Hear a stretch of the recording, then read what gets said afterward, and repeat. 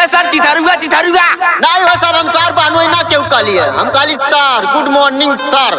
नहीं सर चिथरू बहुत गंदा लड़का है, मैडम को मिस और सर को सार बोलता है। आज इसको बिना मारे छोड़ेंगे नहीं। सर इसको कितना भी मार लीजिए ये सुधरने वाला नहीं है। तो बेटा बताओ इसके साथ क्या किया जाए बताओ। सर इसको क्लास में खड़ा कर दिया जाए या मुर्गा बना दीजिए।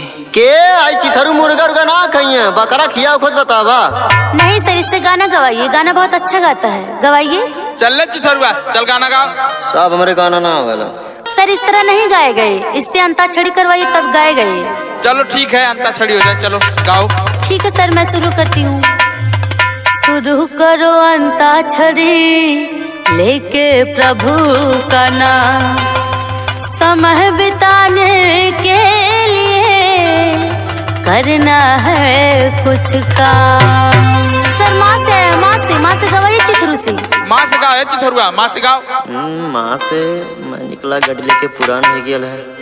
हाँ साहब याद आ गया। हाँ सुना अच्छा। माल के मोबाइल धरा गइल बा, माल के मोबाइल धरा गइल बा,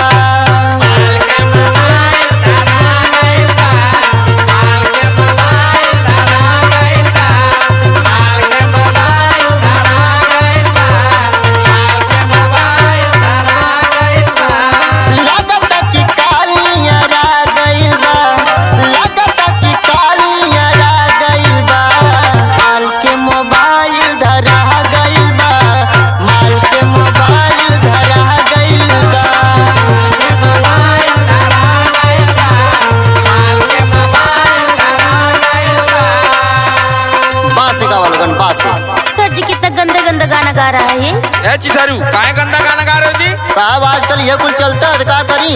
अच्छा बेटा तुम ही एक गाना गा दो पास से। सर इसको गाना नहीं आ रहा, मुझे गवा लीजिए मैं गा दूंगी। अरे नया बात तो हार मान बोल दा। नहीं आ गया मैं गाऊंगी। बड़ा मशहूर हमर बड़े बड़े अम्बा,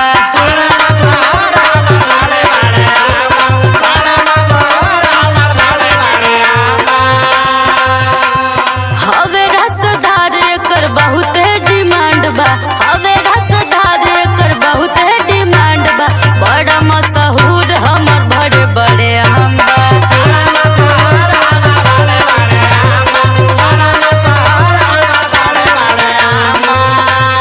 हाँ तो बड़ा साफ सुथरा गाना सुनौलू हो, हम हो मिली तनिको।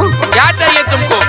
उहाया मामा हो गुरुजी और का। सर देखिए क्या बोल रहा है। चिथरू अभी भगा देंगे तुमको क्लास से। सॉरी सर। देखिए सर फिर से आपको सार बोला। ए तो चुप रहो भाई। नहीं बहन ए हमारे तो समझी न के का बोली तो चुप रहो बात से सुन। बगल वाली जान मार ले,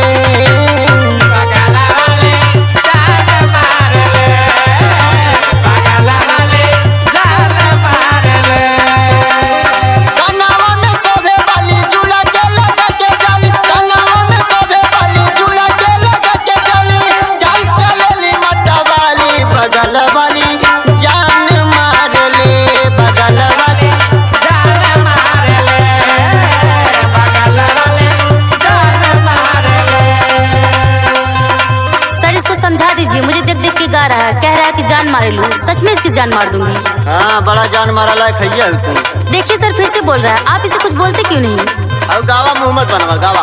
हाँ गा रही हूँ ना। गाओ बेटा गाओ, ला से आया गाओ। ठीक है सर। लहरिया लुटाए राजा, लहरिया लुटाए राजा, हर मुहावा पर डाली के चदरिया, लहरिया लुटाए राजा।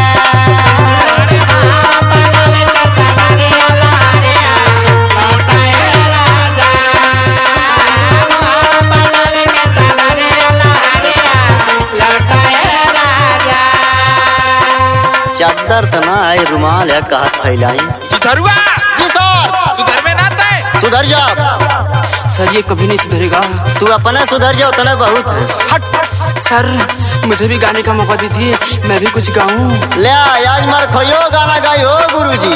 देखिए सर मुझे मरखोइया बोल रहा है। काहे मरखोइया बोल रहा है चिथरू? अरे साहब मरखोइया ना कहा तो का कोयल कहा का। जुल्फिया ये बालम जीरा और ओय माँ जुल्फिया ये बालम जीरा और गोरे हमारा गाल में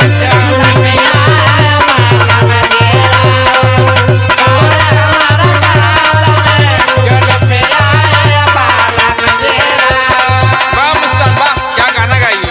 thank you sir, thank you. हमार खोयन के गाना ज्यादा पसंद करते हो गुरुजी, क्या बात है? चिथरू तुम कुछ ज्यादा बोल रहे हो। साहब हमार छुट्टी का दम घरे चल जाई, न रहब न बोलब। चलो जी, जिसका नंबर है वो गाए। अरे देवी खड़ी होबू हो कि खड़ा करक पड़ी? देखिए सर, फिर से खड़ा करने की बात कर दिया।